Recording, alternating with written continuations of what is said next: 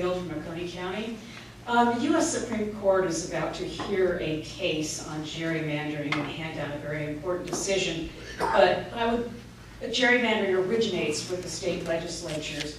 How do each of you evaluate the current state of gerrymandering of districts in the state of Georgia?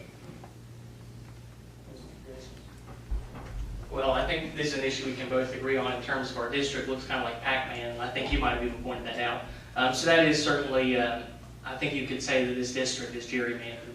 And you know, when I look at district lines, certainly as best we can, I think it's important to respect county lines. And so that's something I will certainly take into consideration. But you know, that will be an issue certainly of importance over the next couple of years as the census comes out in 2020.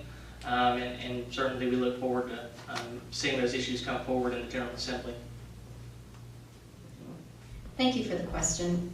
I am on record on saying that I support an independent redistricting commission because this is something that has happened in both parties. When the Democrats were in power, they gerrymandered. When the Republicans are in power, they gerrymandered. This is something that the parties have done.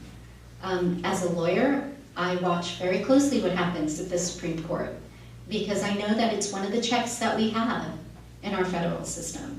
And I think it's very interesting to see the arguments that are being put forward in the Wisconsin case, because we have another one coming in Maine, and we just had a case filed right here in Georgia based on the same arguments that this gerrymandering or this redistricting is actually not just political, but in a way that it violates the First Amendment and freedom of assembly and is discriminatory by race. And I think that is where the problem comes. When you start discriminating and oppressing people from having their voices heard and from making their votes matter, that is a problem.